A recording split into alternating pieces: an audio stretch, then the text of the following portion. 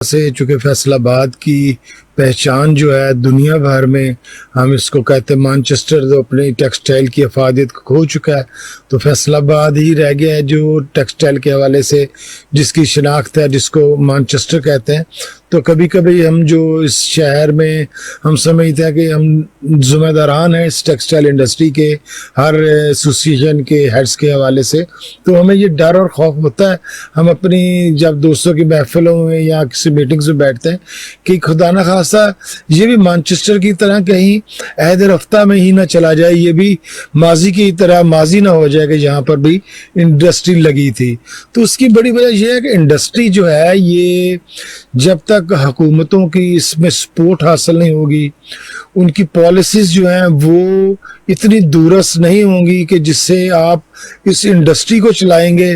اور کیونکہ آپ دیکھیں کہ دنیا اب سگڑ کر ایک آپ کے موبائل فون پہ آ چکی ہے۔